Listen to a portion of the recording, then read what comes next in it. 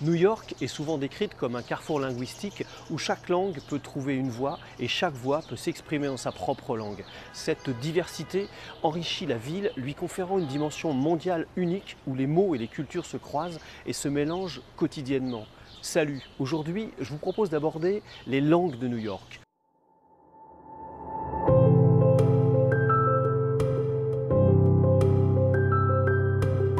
New York, véritable carrefour mondial, est une ville où les cultures se croisent, s'entremêlent, créant un tissu urbain d'une diversité unique.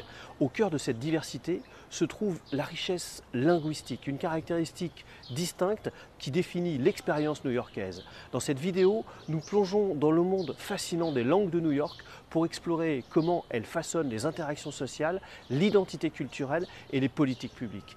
À travers les rues des quartiers emblématiques, nous découvrons comment chaque langue raconte une histoire de migration, de survie et d'intégration.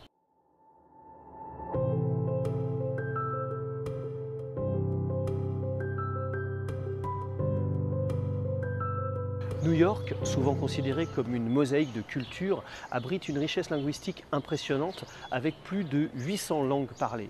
Cette diversité est palpable dans les quartiers comme Flushing pour le mandarin, Jackson Heights pour l'espagnol et le bengali ou encore Brighton Beach pour le russe. Une exploration de ces quartiers montre comment les différentes communautés linguistiques coexistent, interagissent et préservent leur langue dans le contexte urbain dense de New York.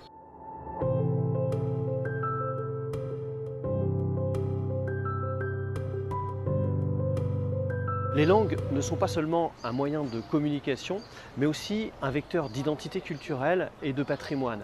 À New York, la langue peut à la fois unir et diviser. Les communautés linguistiques créent des espaces de confort culturel, mais peuvent également se retrouver isolées ou marginalisées. William Labov explore les variations linguistiques à travers différentes classes sociales à New York. En examinant le R prononcé dans les magasins de différentes catégories sociales, Labov démontre que l'utilisation du R est fréquemment associée au statut socio-économique, variant significativement entre les classes supérieures, moyennes et inférieures, illustrant ainsi comment les langues peuvent refléter et renforcer les structures sociales et les identités au sein d'une métropole dynamique.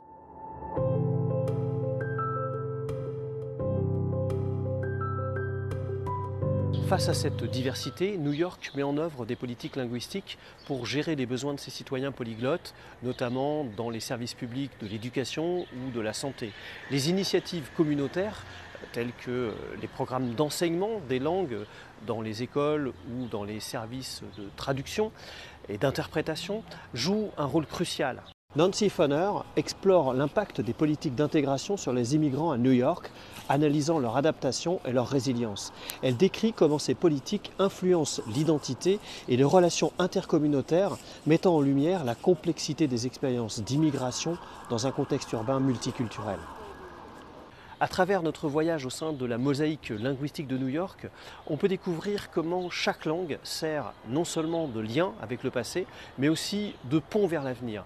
Les langues à New York ne sont pas de simples outils de communication, elles sont le reflet de communautés qui contribuent à la dynamique de la ville. En mettant en lumière les défis et les réussites associées à cette diversité, nous comprenons mieux la complexité de vivre dans une métropole polyglotte.